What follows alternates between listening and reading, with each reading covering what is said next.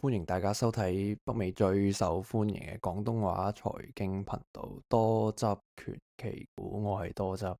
今日7月17號，你會聽我把聲沙沙地，因為我發覺我頭先錄咗成個鐘嘅片，原來我支咪唔知有問題，所以而家要重錄。即係你話人行衰運真係打到騰。咁今日我哋嘅 topic 就係中期選舉前，我哋見到硬件股全滅啦。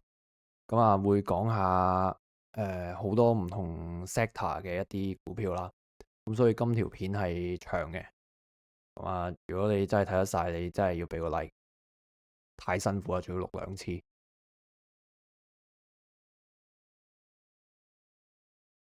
咁啊，我哋過去一個月啦，上條片已經成個月前啦。咁啊，過去幾個星期啦，好多人都好痛苦，因為其實硬件股跌得好犀利。我知道好多人做 DRAM 系列嘅嘢啦，即係 MU 啊、SanDisk 啊，或者 HK Hynix、SK Hynix 啦，或者韓股啦。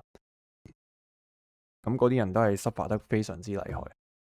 咁我哋會見到 SMH 啦，其實由高位到而家咧跌咗差唔多20%，而 SOXX 啦就差唔多24%啦。咁 SMH 咧，因為其實差唔多好似有20% 係 N 卡嚟噶嘛，咁 N 卡其實整體回調唔多，咁所以其實你會見到佢跌幅少啲。SOXX 咧其實就比較平均啦，最大嗰隻係 MU 啦，咁所以見到佢回落嚟嘅時候回得慘啲啦。咁成個指數就即係成個晶片指數，你預回咗差唔多20%啦。咁但係如果個別嘅股份，如果係非一線嗰啲，一線就係講緊 N 卡啦、AMD 嗰啲咁最大啊。咁但係你非一線嗰啲、2、3線嗰啲，你會 suffer 得更加犀利，有啲可能跌咗3成幾、4成咁樣。咁今日我哋會講好多 related 嘅嘢，條片會係長。咁啊，首先跟翻我哋正常嘅次序講先啦。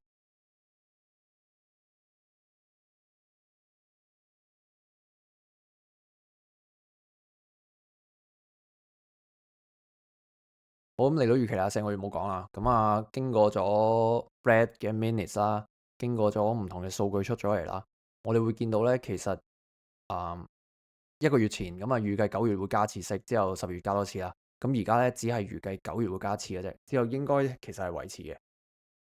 我哋見到咧，就算27年啦，佢哋都係維持啦，同埋加多一次啦，其實係好接近嘅啲機會率。咁所以其實市場都係暫時睇加次息啦。Kevin Walsh 又表示得好鷹派啦，咁但係其實我哋我個人啦，仍然都係睇佢唔會加唔會減息咯，都係維持呢個息口咯。咁啊，其實你到年底你就知邊個錯。咁啊，如果加息嘅話，我哋會預計個市會 crack 得更加犀利啦，因為同埋而家聯儲局冇再俾預期人啊嘛，佢做乜嘢都得啊嘛。咁我話大家就要小心啲咯。咁但係我真係覺得你成日喺度諗個聯儲局會做乜嘢已經冇意思，因為佢真係唔俾預期你，佢中意做乜就做乜。但係至少我覺得佢唔會走去加息啦。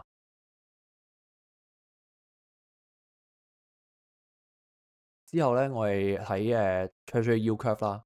咁咧其實咧，我哋同2個星期前咧條 curve 咧其實係冇分別咁滯嘅。我哋會見到其實20年啦，2個星期前係接近4.99啦。咁啊，2年期就係4.14啦。咁我哋而家20年係5.07啦，2年期係4.18啦，其實係冇乜轉變到嘅。咁話成個 yield curve 嘅形狀亦都冇乜改變到啦。不過咧，如果你話對比翻前2日咧，就有少少分別啦。咁就你會見到大部整體債息咧，其實係好似升咗少少咁樣。咁話你會見到啲債價跌咗啲，但係都影響不大。咁 Fear and Greed Index 啦，而家係 Fear 37啦。如果你係硬件嘅，玩開硬件，玩開 AI 嘅，你會 extremely fear 咗噶，你個人已經。好，咁睇 SP500嘅 heat map，同我哋6個月前嘅走勢其實係逆轉晒啦。6個月前咧，呢一紮啦，即係呢一紮technology 啦、semiconductor 啊、computer hardware 等等呢一紮咧，全部都深綠色噶啦，長期都係。呢一啲咧咩 Apple 啊、Microsoft 啊唔喐嘅。OK，即係可能嗰啲加減1%啦，啲全部加減1%啦。Energy 就睇下打唔打仗，會深綠色或者深紅色啦。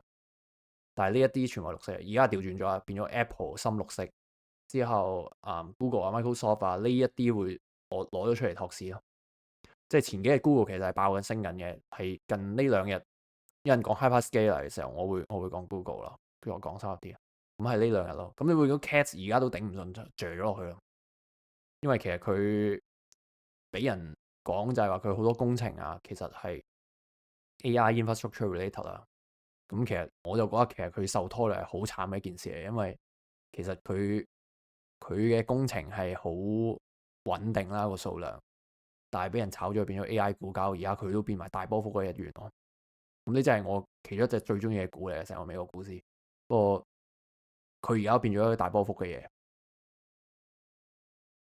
咁如果你睇道瓊斯 Apple 一直頂住道瓊斯咁滯啦。銀行股今個星期做得好嘅，高盛曾經升過好多嘅，不過之後回咗少落嚟。Cisco 啊、IBM 啊，咁 IBM 就大家有睇 news 都知道佢係做咗件極之 cheap 嘅嘢，就係佢提早咗公佈咗個 earning 之後就插咗落去。呢隻講圖嘅時候我都會講。咁總之而家就係 Apple、Microsoft、Amazon 呢啲大 hyperscaler 頂住嗰個市啦，之後托住咗啦。Nasdaq 都係啦，我哋見到 Apple、Microsoft、hyperscaler 頂住晒成個市，就係靠佢哋嘅啫。而家個市係，如果唔係話 Nasdaq 應該已經去見佢跌到1000點啊！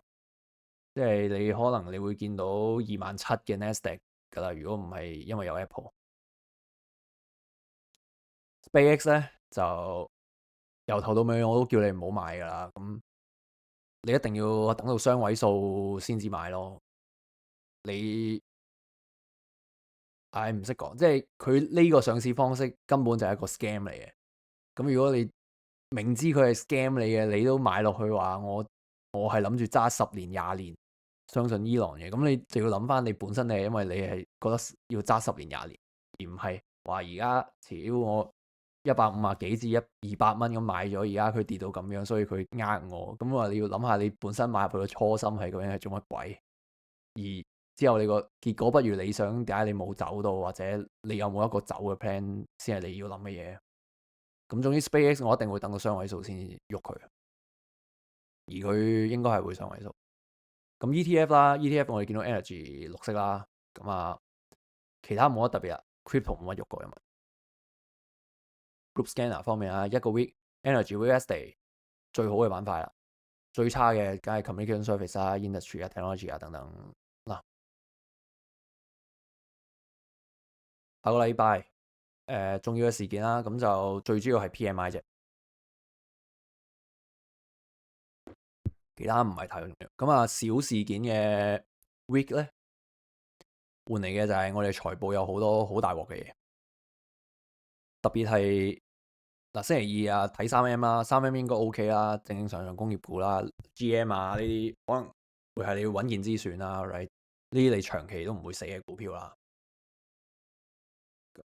因為佢哋都唔係點喐噶啦，正常嘅正常工業啫嘛做。Wednesday 就開始大鑊，咁有 Tesla 啦，Tesla 我覺得而家冇乜人玩噶啦。咁之後最主要咧，你會見到Alphabet、IBM 之後 Texas Instruments 幾隻 AI 股。星期四 closing Intel，咁Alphabet 咧會係下一個星期最重要嘅股啦。最主要就係因為我哋要睇 Hyperscaler 啦，即係嗰啲超大型雲端服務供應商或者搞緊 AI 嗰幾間公司，究竟佢哋嘅 Capex 會唔會減少，或者佢嘅增長會唔會符合預期？呢個咧將會係我哋未來1-2年炒股不停睇住嘅數字噶啦。如果佢哋嘅 Capex 向下減少，就代表成個 AI slow down 啦，right？即係 Wall Street 會咁樣吹啦。AI 會 slow down 嘅話咧，所有硬件software、hardware related 咧都應該係會出事嘅。而佢哋自己都好大機會出事，因為其實諗翻就好似 Meta 當年咁樣，佢抌咗好多錢搞嗰個 Metaverse 啊嘛。之後越抌越少，越抌越少，大家都知道佢 fail 噶啦嘛。但係咁佢越抌越少，咁就代表你真係承認咗你抌咗好多錢去做一件 fail 嘅 product 出嚟。咁當時我咪俾人沽到好犀利嘅股價。呢件事亦都會發生喺 Hyperscaler 身上。咁 Hyperscaler 佢哋整咗好多 data center 成，如果最後成為 AI 咁係唔得嘅。咁我話佢哋抌咗嚿錢落去就會嘥咗啦，佢哋賺唔翻呢個抌咗落去嘅錢啦。你要知道而家 Hyperscaler 咧，佢哋本身由 positive cash flow 咧最強嘅 cash flow 嘅公司，而家變咗 negative， 而家變咗可能冇 positive cash flow 啦，即係未去到 negative，但係佢哋可能好少有 cash flow 嘅 positive 位，而且佢哋會發債啦 ，Alphabet 有發債啦，去支付呢一啲咁樣嘅 AI development。咁我話呢件事係過去10幾年大家已經唔記得咗會發生嘅一件事嚟。咁如果佢發埋債搞一個 project 要 fail 嘅話咧，咁對佢哋嚟講係一個好毀滅性嘅打擊嚟，至少喺股價上你會反映到出嚟啦。咁所以佢如果 slow down 的話咧，至少硬件我哋知道硬件會死硬啦。佢唔一定會死硬，可能 Wall Street 會出話佢而家開始收水啦，係一個好嘅嘢嚟嘅等等。咁始終佢都係 positive cash flow 啊嘛。如果佢收水唔搞嘅話，但係硬件你會好大鑊啦。咁所以你要睇實呢一啲究竟 capex 會唔會減少？咁其他嗰啲咁 IBM 就偷步出業績啦，啲真係完全不講武德嘅行為啦，我可以話係。咁 now 會有啦，咁 now 我知道多人炒，不過我覺得你唔好投太多錢落去炒呢啲啦，好危險啊嘛。其實軟件始終係咁 Intel 啦，Intel 我呢陣講圖嘅時候都會講得好多，因為呢一隻嘢係我已經係硬件中唯一比較睇好嘅嘢，因為我哋都會解釋點解嘅。咁之後我哋講TA 之前就要講 disclaimer 啦。咁 disclaimer 咧之後講嘅股票可能我會有持有，或者可能我冇持有。咁我話絕對就唔係專業投資意見啦。你投資嘅話就自己睇清楚自己嘅風險承受啦。blah blah。以下內容只作教學用途，並非投資建議。如果要投資嘅話，請自己衡量風險，並作出自己嘅投資決定。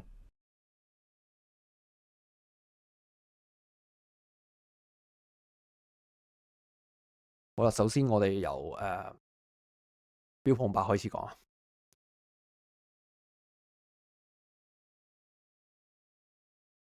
我哋見到咧，其實星期五就開始跌落嚟，咁話做咗1、2、3、4個頂之後咧，開始回落嚟啦。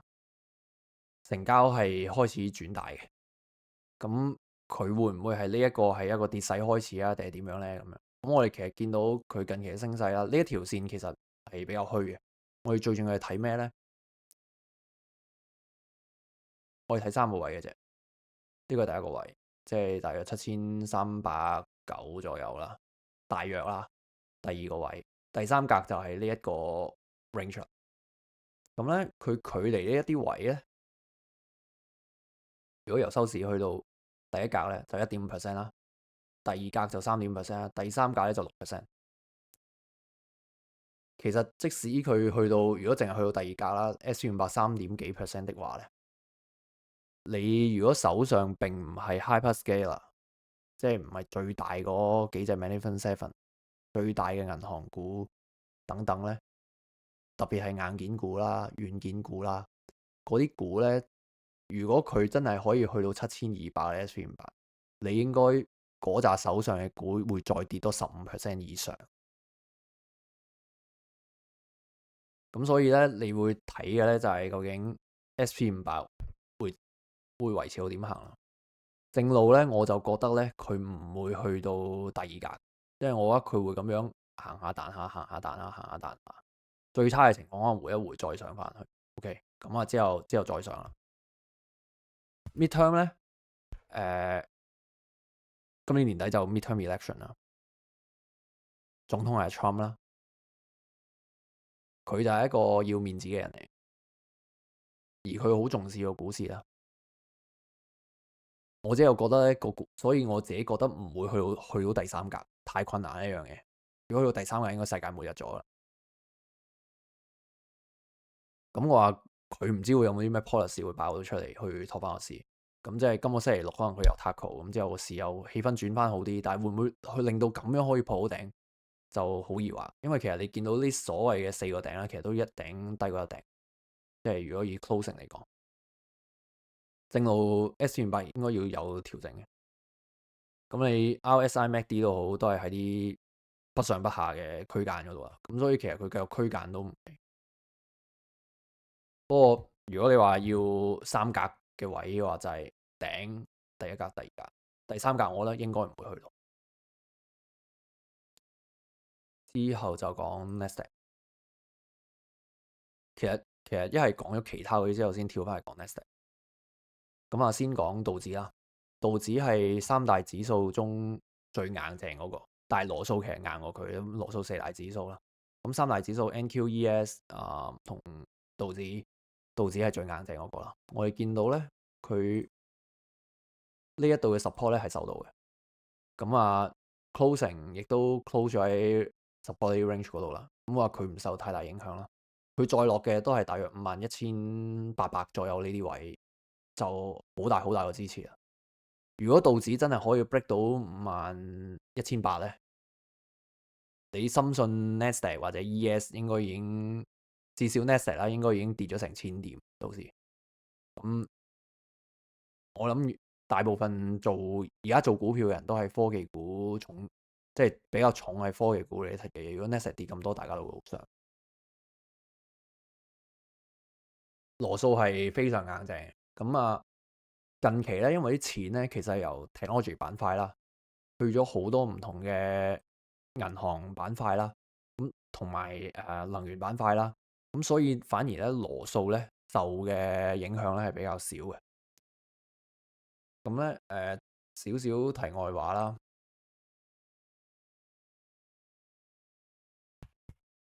我其實咧差唔多日日咧都有排到 KRE 嘅。咁呢個係一個regional bank 嘅 ETF 啦，就係啲美國地區小型銀行嘅 ETF 啦。咁我其實每一日排咧佢都繼續扯高，咁所以我一直都入唔到。咁但係佢其實我覺得成個市場之中呢啲係比較防守性得嚟，有機會升少少嘅板塊啦，已經係。因為 medical 我非常唔熟，所以我從來都唔係好想掂 biology related 嘅嘢。咁 biotech 亦都係升得勁嘅，咁但係我真係太過唔熟，所以我唔敢買落去。即係就算你話依賴咁樣，咁你話畫圖咁樣，大家都知道佢係一個升勢之中咁樣。咁但係你要幾時買落去，同埋呢隻股個走勢，我真係好唔熟，咁所以我唔敢掂咯。就係主要係因為咁。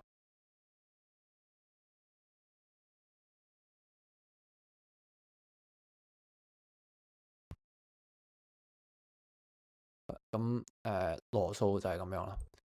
咁啊，恒指啦，恒指大 V 去翻個斬頭線嗰度，咁啊再回落翻啦，咁啊突破唔到個最大嘅阻力啦。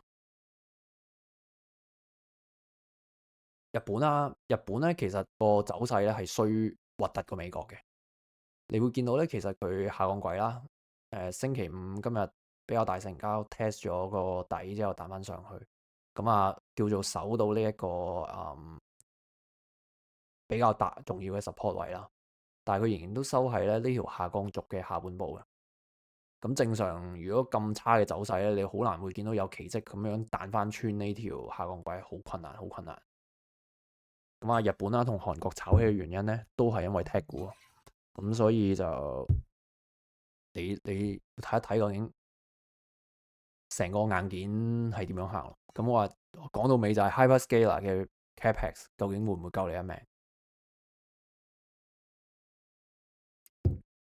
但係你睇佢而家個交易，你就唔會有好轉跡象啊。咁之後黃金啦，黃金咧以前就係避險工具啦，而家唔知點解個市跌咧，佢又跌啦；市升咧，佢都係冇乜作為。咁啊，最大 support 啦，咁啊3900左右。咁而家4018啊嘛，金價。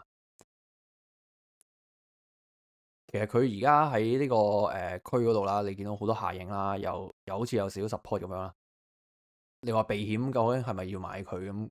咁我諗你買落去黃金股，你唔會輸得好多咯。即係你最差嘅情況，我諗係3910幾咁樣，就已經係好差好差嘅情況啊。對黃金嚟講。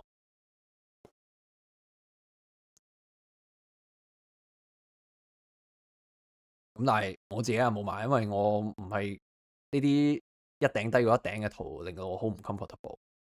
咁除非佢真係捉到個底嘅話，我先會考慮。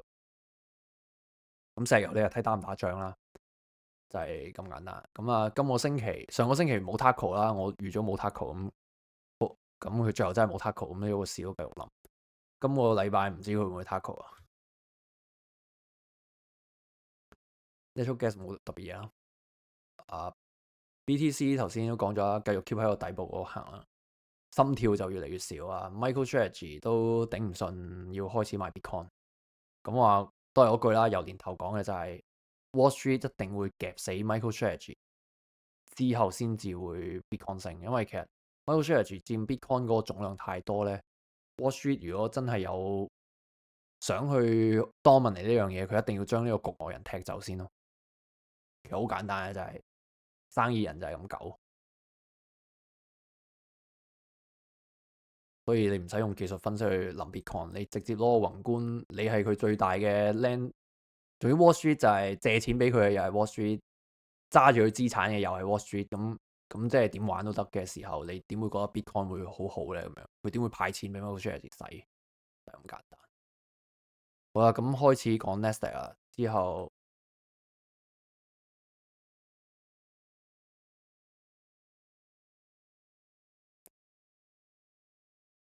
好啦，咁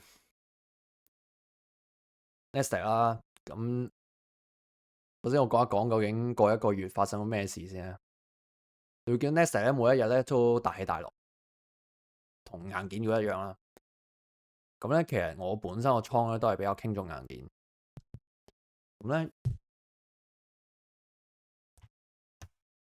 如果你係有睇到存儲嘅人啦，會發覺 MU 後咧出 earning 之後咧，其實就係成個故事嘅轉捩點嚟。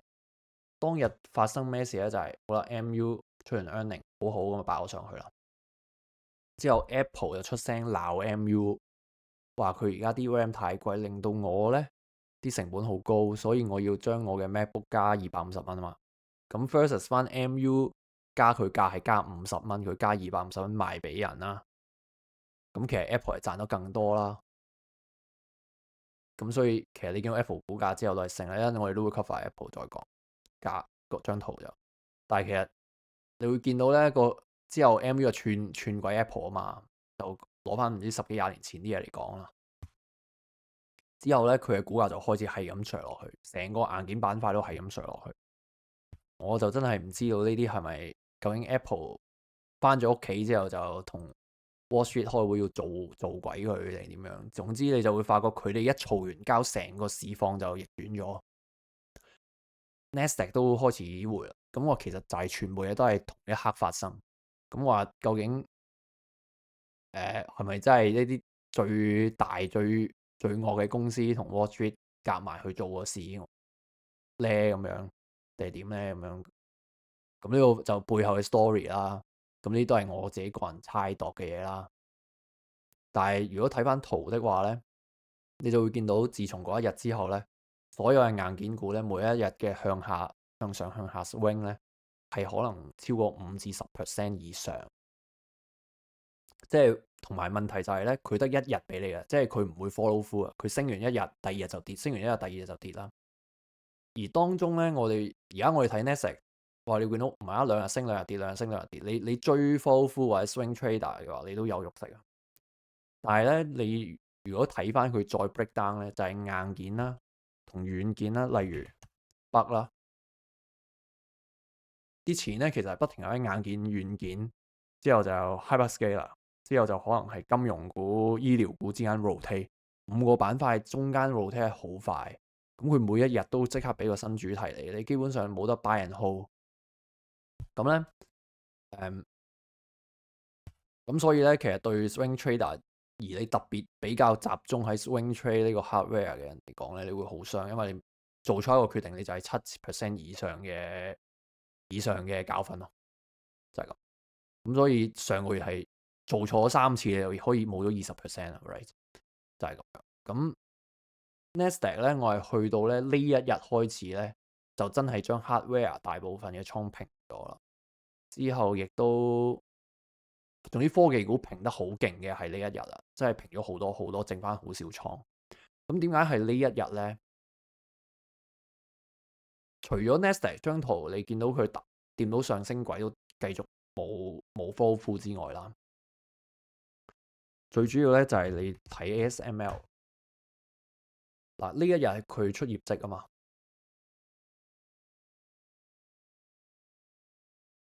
出完業績之後咧，其實佢升咗3% 左右嘅，之後同一日咧佢又開始回落嚟啦。佢回落嚟咧，其他硬件股咧其實本身咧都可能升2-3% 嘅，其他硬件股一日嘅開頭係好好，之後咧全部都係倒跌收場啊，大部分都係啦。咁咧當時我自己諗咧，就係佢下一日出嘅 TSM 都唔會好，咁結果就係佢呢日 ASML 啦，之後出 earning 就插咗落去啦，再插一日啦。咁我好彩就避咗呢2日啦 ，right？咁最主要就係因為 ASML 開咗一個咁嘅業績，原來個市場都唔買帳嘅，而繼續懟佢咧，我就覺得 hardware 真係似會有真係似俾市場離棄咗，即係本身佢小波幅咧我都承受到，但係佢再連啲主力都開始出事嘅時候，你就一定要重新諗我個 plan 啦。即係都冇你唔係話堅唔堅持，而係你見到個勢真係有咁大嘅 reversal，你就一定要走。咁TSM 出咗 earning 就連跌2日啦。我哋會見到 TSM 咧，其實仍然咧維持喺一個上升軌嗰度嘅底部啦。咁但係咧咁我話中間有穿過上下啦少少，因為一個咁長時間嘅升軌咧，其實你有少少穿咗唔奇嘅。咁但係你會見到佢暫時仍然維持到上升趨勢啦。但係如果佢再跌穿落去咧，咁就有啲危險。而我梗係想佢彈翻上去，但係你要睇嘅就係，如果佢真係再跌落去嘅，你會見到361，即係你差唔多由收市如果跌到361，你差唔多10% 嘅跌幅，9% 嘅跌幅啦。咁我話你如果 TSM 都跌到9%，因為其實佢已經算係慢同穩健，同埋基本上台灣嘅養老金喺晒嗰度，全民去炒 TSM 嘅話，台灣係差唔多。咁所以你要睇嘅就係，如果佢跌9% 嘅話咧，你其他比較二線嘅硬件股啊，甚至三線嘅硬件股咧，你係講緊20幾30% 咁樣再跌落去。咁我話你要諗下你個承受能力可以去到邊度。咁啊，我哋講硬件股啦，咁就今日條片咧，我上一條即係原來冇入到聲嗰條咧，就玩咗成個鐘啦。咁因為我其實差唔多隻硬件股我都有 cover。咁首先講一啲二線嘅硬件股先啦，例如 AMAT 咁樣，你會見到其實高位已經跌咗30%落嚟啦。support 咧，你係好難見到 support，即係如果你呢度拉條上升軌上嚟，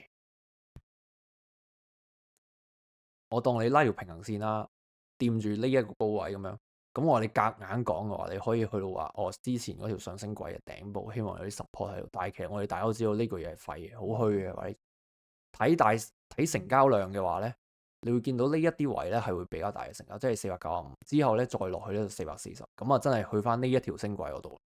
咁但係如果由我哋而家收市位去到440啦，你仲有16% 跌啊嘛。咁所以頭先你話點解你講話如果你納指你再跌一格嘅話，你對呢啲股嚟講佢都跌一格嘅話，佢就係10幾20%。即係你要知道原來你玩緊嘅嘢，其實如果淨係睇圖嚟講嘅話，你潛在嘅承受嘅風險會係幾多？咁但係其實 AMAT 啦，同埋AMAT 咧而家嗰個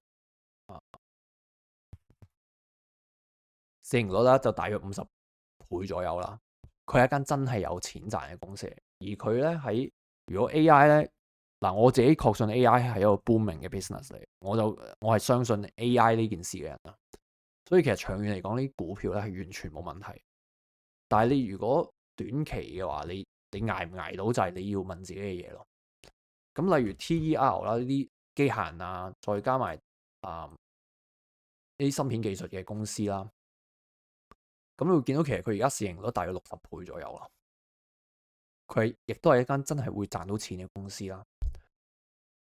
呢一間咧 AMAT 啦、Intel 啦等等咧，係我自己比較長線會睇好嘅公司嚟。但問題就係你而家佢去到之前嘅2個 support 啦，而家第3次試呢個 support 啦。如果佢穿嘅話咧，其實佢就下一格去到266啦，再懟穿我就無底洞咁滯啊。咁而家你個硬件嘅承受嘅風險係好高好高咯，即係你如果行初步棋嘅話，你基本上都冇乜再，你短期內好難翻到身啊，就真係。咁所以其實你遇到呢啲斬頭位嘅話，你要好好諗下究竟你下一步嘅部署，你究竟係咪想呢啲位？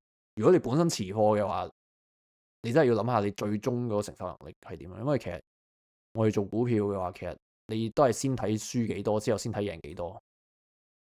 所以我下一陣想講咧就係 BE。咁 BE 咧，基本上我同所有嘅基金經理傾偈啦，佢哋都係講話隻嘢會1000蚊嘅。OK，喺2個星期前傾偈嘅時候，佢哋會講1000蚊啦。咁我哋見到咧，沽空報告出咗之後，佢一直懟落嚟，懟到大位啊，直接咁啊200蚊呢個大位。咁 BE 咧係一隻好傷我心嘅股票嚟嘅。咁之前我之前成日做嘅 short put 咧係 OK，但係咧近期咧佢就行個喇叭型啦。咁我而家穿咗喇叭啦。咁正常穿咗喇叭會繼續懟落去啦。咁但係而家佢個大 support，我唔知佢呢個頂唔頂到。咁咧我之前咧有一日咧去到呢一度咧，我見到佢大懟落嚟咧，之後嗰啲 short put 嗰個 premium 咧升到好高啦。咁咧其實我係做咗下個 bid 嘅260蚊嘅 short put。咁我係睇呢啲 support 去做。咁嗰陣時我記得好似收到唔知好似有6-7蚊啊，如果冇記錯個權金。咁我覺得喂幾抵做啊，right？ 10幾20%你仲有6-7蚊俾我收。下一日咧佢一夜懟到去253咁樣。咁咧我記得嗰一日咧佢呢一棍打落嚟對我成個倉嘅影響咧，好似係2點幾%、2.2、2.1% 左右啦。但係心靈上嘅打擊咧係好大，因為其實我完全冇 expect 到佢可以喺一個冇 news 嘅日子直接咁樣打穿一個10幾%嘅價外嘅 short put 咯。其實我預佢肯定會彈翻上去，但係喺你冇後邊嗰啲捉嘅話啦，打穿到呢度，你如果本身根本就唔諗住接貨嘅，你就會 expect 佢可能會唔會再去238咧？如果238都守唔住嘅話，佢繼續行個喇叭去到220咁點算咧？咁所以其實正常係會 cut 啦個 short put。就算你知道，就算你深信佢係會彈翻上去都，你都要 cut 啦，right？因為你已經過咗你個指示嗰個位，但係佢一日就打咗落去，咁所以心靈上嘅損傷係大。咁不過好彩咧就係呢件事令到我咧再冇掂呢隻嘢啦，暫時。咁我佢真係原來咁快就懟到去下一個大嘅 support。如果呢啲再衰啦，因為其實破喇叭正常係會懟落去。咁我話佢如果再懟落去咧，你要面對嘅咧就係166啊、122啊呢啲位啊，好多啊！如果116、122，即係你差唔多再跌6-7成，right？咁我話你要諗下究竟係你個 target 係1000蚊咁，但係你中間如果要再受呢一段嘅話，你係溝貨啊，定係你會止蝕啦，定係點樣？你要諗清楚咯。總之你嘅 trading plan 你自己要諗清楚你想做乜嘢咯。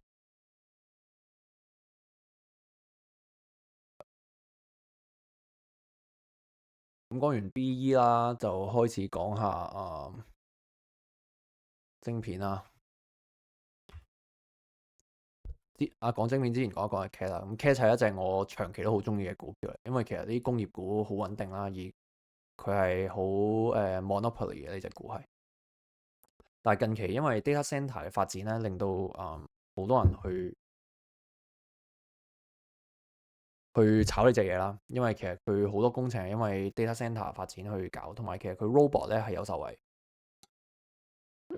所以佢俾人拉咗入 AI 個行列，搞佢嘅波幅變到好大啦。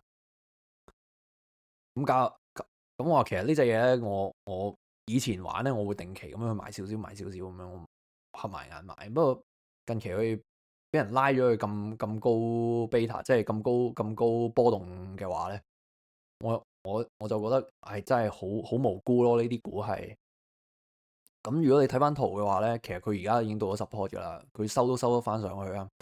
咁但係你最後都係要睇其實成個 hyperscaler 嘅 capex 會唔會減咯。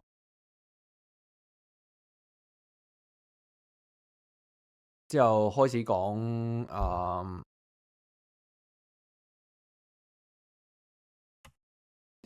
就講翻二線嗰啲晶片股啊或者 AI 股先啦。咁之前Jensen 啦吹過 Marvel 啦，咁呢隻股啦喺佢吹完之後啦就彈咗上去噶嘛，呢一段全部都係佢吹出嚟啊，成個吹出嚟嘅咧冇咗啦，甚至已經跌穿咗佢之前吹之前嗰啲位啦。咁呢啲股咧，其實你而家買落去咧，其實又係好難搏咯。我而家覺得係點解咧？因為其實你知道咧，呢啲先係大 support 位，即係160幾，佢仲有位可以俾佢跌啊。而佢要跌咧係好簡單嘅，即係佢啲空間好大，但係你反彈可能你會睇到佢只要去到240、260咁樣，但係你承唔承受到呢一度嗰個跌幅先係最重要。同埋一個唔好彩，如果 hyperscaler 佢話我哋 capex 會減喎，甚至 hyperscaler 可能只係個 capex 嘅支出不如預期，佢啲股係可以去到140、120都得嘅喎。呢啲你就要諗清楚，你究竟承唔承受到？但係你如果係一個相信 AI 嘅人，長遠嚟講咧，即係呢啲股票我就覺得真係冇問題嘅。但係你中間承受會好痛苦咯。咁之後首先講一啲比較熱門㗎啦，即係 DRAM 係嘅嘢啦。咁例如 MU 啦，頭先我哋有少少 cover 到嘅就係 earning 後佢哋嘈完交咧，就開始係咁俾人洗落去啦。我本身睇咧就係佢去到850咧，就係一個比較好嘅 support，應該要進場。但係其實佢近期咧跌勢實在太急，即係雖然佢今日就出咗比較大嘅成交，咁亦都係一支陽燭啦，咁亦都去到我本身850覺得 OK 嘅位。呢一度裂口上嚟，其實亦都係一個好大嘅 support 嚟。其實呢啲位咧係應該買嘅，呢隻股係。咁長遠咧 DRAM 我真係覺得佢係一個 super cycle，甚至佢係一個唔再係一個 cycle 嘅股票啦。因為其實之後如果你 AI 嘅發展咧係 OK 嘅話，即係咁講真，呢個故事大家都知啊，即係宏觀啊嗰啲咁嘅 PE 大家都已經好耳熟能詳啦。如果有玩 DRAM 嘅股票，咁但係問題就係長遠我真係覺得佢係會至少係1500啊，甚至2000蚊嘅股票，但係短期嘅波幅究竟你承唔承受到啦？就係即係究竟佢會唔會去到750？即係你睇圖就係咁噶嘛？你去到好啦，你去到個 support 850，你買唔買？唔買嘅話，佢下一格就係去到嗰啲700嗰啲位噶啦嘛。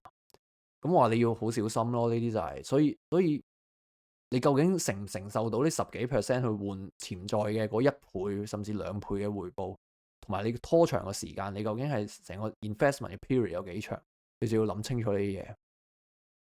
咁但係你就會發覺原來有好多人同你講話佢係捱得個波幅，之後原來佢根本就完全唔捱得個波幅，就會同你講佢真係頂唔順咁樣啦。咁好啦，你如果係仲係手持MU 嘅，咁我自己係咩咧？咁本身我呢啲位我有揸，咁我其實我係低位揸上去噶嘛。咁去到1100嗰啲位我都頂唔順走 Q 晒啦。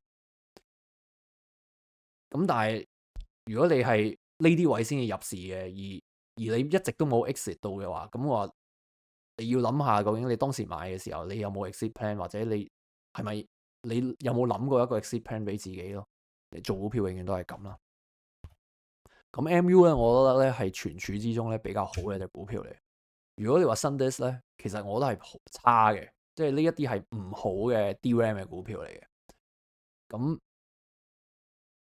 佢持有嘅價值係低嘅，即係如果喺 SK Hynix 啦、MU 佢係排第3嘅，呢啲唔應該揸。如果你長揸嘅，咁好啦，講 SK Hynix 啦，SK Hynix 呢啲 R 最近喺美國上咗市啦，每一日嘅波幅好大。咁我話咧，我呢隻股咧其實應該同 MU 咧，如果你玩 DM 咧，淨係買 MU 同埋 SK Hynix 就 OK 啦。咁我話佢點解會而家冇買到 SK Hynix 咧？我主要嘅原因唔係話因為我睇佢跌或者睇佢升，而係最大問題佢日價係超過20%，令我好唔舒服。即係你 compare to 韓國個股市，我同我 friend 講笑就係話：喂，我買咗 SK Hynix，買股票我都要買黃牛，唔係話即係我知道個日價係日咗廿幾啊嘛。咁其實如果台積電 TSM 咧個日價咧好似都有15定係18嘅，咁但係相對你20幾%佢係少啊嘛。咁所以我始終就覺得你而家買 SK Hynix 喺佢個 hype 未完之前買咧，就個風險好大咯。咁所以我覺得你係要等咯。你就算買，你應該買 MU 咯。而家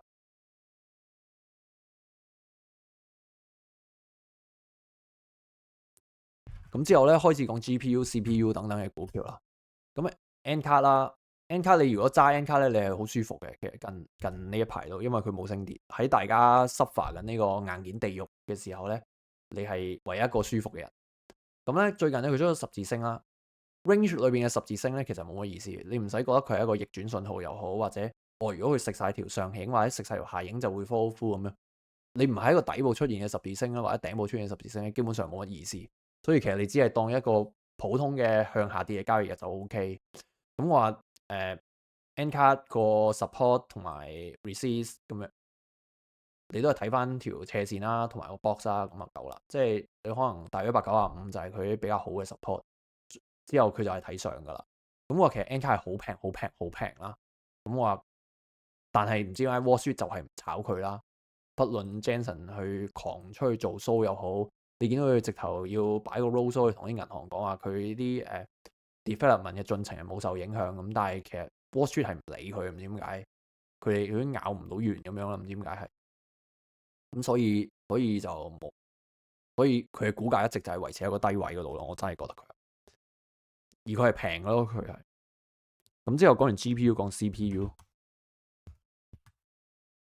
咁啊，CPU 咧就幾間公司啦，AMD 啦、Intel 啦，同埋 ARM 啦。咁啊，首先講 AMD 先啦。AMD 咧，你如果係近期持貨都比較舒服啦，波幅相對較細啦，range 有兩個啦。第一個就上邊呢一嚿 range，咁佢就係出 earning 噶啦都。下邊嘅 range 係呢一度，穿唔穿唔知道。而家就喺個 support 嗰度頂一頂到。咁我話你睇住呢兩個 range 行得啦。咁啊，AMD 啦、Intel 啦等等，你會見到佢升得好犀利啦。咁 AI in general 咁講啦，就會係以前咧 train model 嘅時候係用 GPU 啦，咁啊你有8張嘅 GPU，可能你只需要1張嘅 CPU 咧去喺個 data center 嗰度嘅啫。咁但係咧，因為而家咧個training model 咧已經比較成熟啦，要去用呢個model 去做嘢嘅時候咧，其實你要多啲 CPU，即係以前可能1:8嘅比例，即係8張 GPU 你淨係需要一個 CPU，咁而家可能一個 CPU 你就對4張 GPU 啊，甚至而家吹到1:1咁樣啦。咁所以咧，其實個 demand 係會上升嘅。你會見到咧 Intel 咧嘅新聞咧，直頭係佢以前嘅倉底貨啦，都可以加價攞出嚟賣，係供不應求啦。咁所以其實佢哋嘅 demand 係好高好高好高。咁所以其實我而家會比較睇好 CPU 個板塊。咁我話你會見到我咧係有買 Intel。我買 Intel 咧，其實係 MU 出完業績之後咧，我開始轉啲錢去做 Intel。咁嗰陣時就係好牛啊嘛，嗰時。咁所以其實我買 Intel 即係再撥夠比較大嘅錢落去咧，其實比較高位去買。咁之後佢上落嚟啦，一路上落嚟一路減倉啦。減到去差唔多100邊，我就真係減到剩翻好少貨啦。咁啊，因為張圖實在太過核突啦，你連呢啲99.07都守唔到添啦，呢兩日。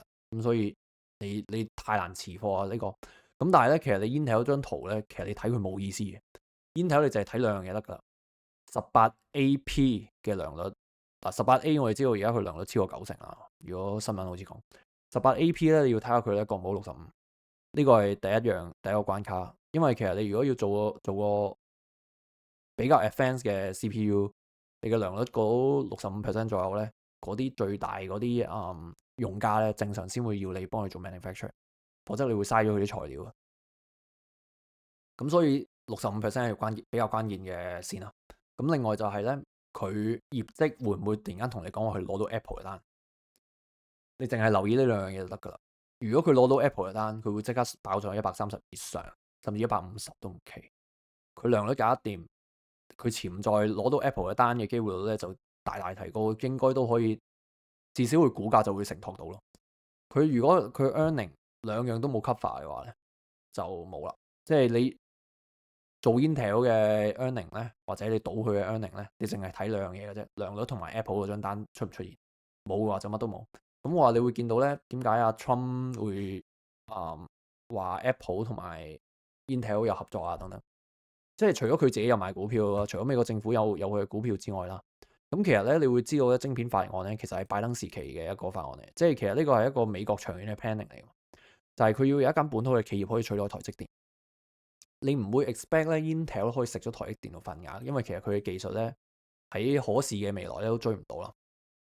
不過咧就係美國要做一樣嘢，你要知道咧美國係好有決心嘅一個國家嚟嘅，佢始終都會令到咧佢本土嘅製造咧係會有呢樣嘢，即係話佢一定會逼佢咧一啲比較大嘅企業咧去幫襯 Intel 去買呢啲嘢咯。咁個結果就係變成點咧？就係話佢唔需要做到好似台積電咁咯，佢做到台積電10% 嘅份額或者15% 嘅份額，其實已經足夠去支持到佢嘅股價去到200㗎。咁所以其實呢一啲你會話，我仲想揾一件硬件係可以有潛在回報有1倍以上嘅，我覺得你係要睇呢啲公司，所以我先至會買 Intel，就係咁簡單。即係我，因為其實你整體你個倉你都係睇爆發啫嘛，而你揾一啲爆發嘅股，你就係咁樣去睇咯。咁所以點解我會買 Intel 就係咁嘅原因。咁但係張圖就太核突啦。咁 earning 前究竟你要攞翻幾多錢去買 Intel？而家我仲睇緊啦。呢一兩日我希望佢跌多啲啦。咁啊，會唔會 tackle 我唔知。咁我話，但係你成個市個氛圍唔係咁好咯。你就希望佢如果可以跌多少少俾我去買嘅話，我就會比較開心咯。而呢啲係搏得過，因為你長遠知道，你就算好啊，你開完 earning，佢冇蘋果張單冇成咁樣，佢回到70 so what？你最後知道佢死谷爛谷都會谷爆呢間嘢嘅，其實美國係會咁，所以你呢啲係越跌越買嘅公司咯，只係就係咁。咁啊CPU ARM 就根本 not in the game，我就唔講啦。之後CPU GPU 講完，DRAM 講咗，咁之後咧我哋就講 Hyperscaler 啦。咁 Hyperscaler 咧就係講緊最大嘅幾個雲端供應商啦，或者係有 develop AI 嘅公司啦。咁包括 Microsoft 啊、Google 啦、Meta 啦、Anthropic 啦、OpenAI 啦，right？咁咧首先趁唔記得之前咧，反而講 Apple 先，因為其實咧 Apple 咧係少數咧 Magnificent Seven 之中咧冇參與 AI 競賽嘅一間公司，所以佢而家好多錢啦。咁但係佢嘅市盈率咧已經俾人炒到去差唔多40，對 Apple 嚟講係好高嘅。咁話佢，但係我真係覺得係純粹係啲錢冇地方去啦，要托住個指數啦，先至去咗 Apple 嗰度。你話我唔會買 Apple，所以我唔會買 Apple 咯。喺呢位我就，因為其實佢真係而家純粹托指數啫嘛。咁佢嘅爆發點其實係好少。咁但係你話佢長期喺 Magnificent Seven 之中咧，佢一定會係繼續 survive 到嗰間，因為佢喺呢一次嘅比賽裏邊，佢完全冇輸錢啊，而佢嘅錢係最多啊。咁你會見到例如 Microsoft 啊、Google 啊等等啦，佢哋其實燒喺呢個 data center 嘅錢咧，其實係燒得越嚟越多啦，令到佢嘅 cash flow 咧由以前佢係最強嘅cash cow 嚟噶嘛，變到而家可能佢哋嘅 cash flow 係好掹掹緊啦，即係未去到 negative，但係佢哋會見到 Google 會發債啊等等呢一啲事會發生咯。咁我話其實成個環境已經唔同咗，呢啲公司個底層邏輯已經唔同咗。咁而佢哋喺呢個軍備競賽，一定要贏，佢哋先至可以繼續 survive 到下一 round 咯。咁話其實 Microsoft 如果 TA 嚟講啦，呢度一個底，呢個一個底，呢個一個底。咁話你會好清楚就會見到咧，成個大嘅 support 喺邊度，就喺呢度啦。咁所以其實你買 Microsoft 咧，再加埋大成交啦，你買 Microsoft 咧，其實你會睇410嗰啲位。咁話，但係問題就係佢呢個升幅其實你都見到好錯字嘅，即係佢係2-3%、2-3%慢慢錯落去、錯上去、錯上去，你都要好堅定先錯到咯。其實好折磨啊！呢啲係。之後 Amazon 啦，Amazon 咧就佢本身自己嘅 cloud business 咧做得非常好嘅。咁我喺 Magnificent Seven 之中咧，我比較睇好除咗 Apple 肯定 survive 到啦，佢都係繼續會係長期 survive 到嘅贏家嚟嘅。咁去睇咯。咁我話佢亦都冇話真係抌好多好多嘅錢落去 AI development 度。佢本身做緊嘅 business 就係 data center，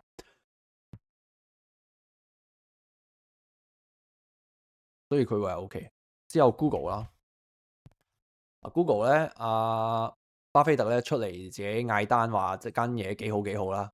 之後下一日咧，Anthropic 咧就唔係Alphabet 咧就出咗 news 話佢個 AI 跟唔到個進度，咁之後咧就連跌2日啦，跌咗7%啦。即係佢嗌完單之後就跌咗7%啦。而家股價就去咗個大 support 嗰度啦。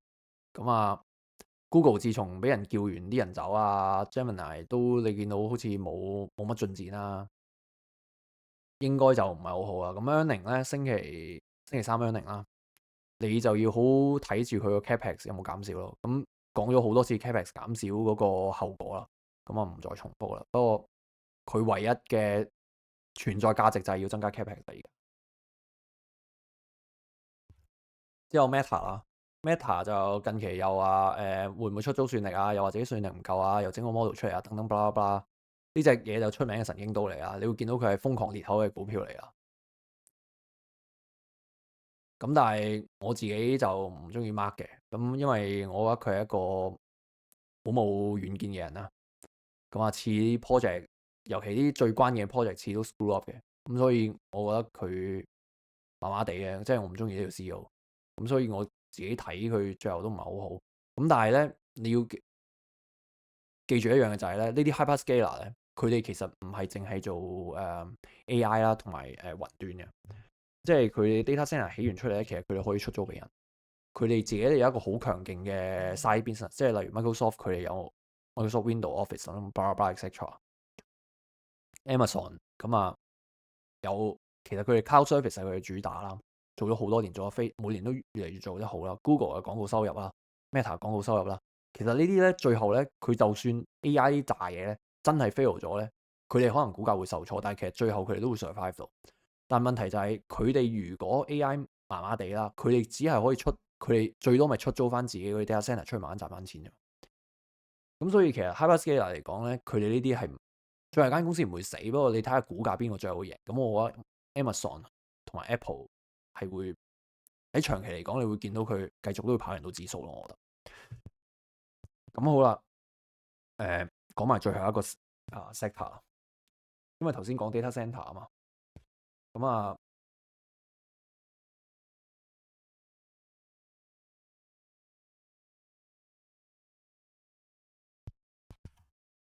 我哋data center 咧有幾間比較大噶，NBIS 啦。咁 NBIS 咧，自從入咗納指之後冇好過啦。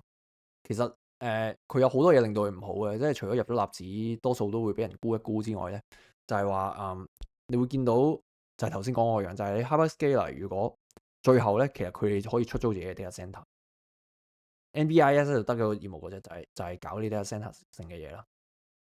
咁所以其實咧，佢嘅競爭對手咧，其實係嗰一站 Magnificent Seven 嚟，好難競爭嘅係，即係呢啲 business 咧長遠咧係好危險啊！即係佢係真係可以係會入不敷支一段好長好長嘅時間，之後俾人 kick out from index 嗰一種嘅公司，佢係有 potential 係會 fail，而且 fail 得好核突。所以其實你長期持有呢啲公司咧，其實係一件好危險嘅事咯。咁不論你話咁有3間比較大啦，咩 CRWE 啊咁樣。你會見到呢啲其實都唔好嘅，其實係即係佢哋嘅營運成本啊，同埋佢哋賺嘅錢咧，根本係唔合比例嘅。之後再加埋Iran 啊，呢啲你見到啲圖咧，其實係真係超核突啊！你會見到佢係咁喺度試底，係咁喺度試底。曾經風光過就冇啦，呢啲係因為其實佢嘅對手實在太強，咁所以你如果真係好重倉呢啲股票嘅話，你真係要即係。我知你做咗好多 research 就係話，哇 data center 幾好幾好幾好幾好，日後 AI 根本完全都係供不應求咁樣，係呢啲我都知嘅。但係你要知道佢哋嘅對手係邊個，我就覺得呢啲公司你唔值得長揸咯。所以我就覺得你炒完一浪，你可能係真係我低位炒上去嘅，你炒佢冇問題。但係你話長揸，我就覺得呢啲公司係嘅希望係唔大。咁今日真係 cover 咗好多嘢，咁啊。條片應該講咗成個鐘啦，咁啊，所以就希望你俾個 like 啦。咁我哋嘅交易群啦，咁就21個月，歡迎大家加入。咁啊，希望大家 subscribe and share，即係講到口都講。咁啊，下次見，拜拜。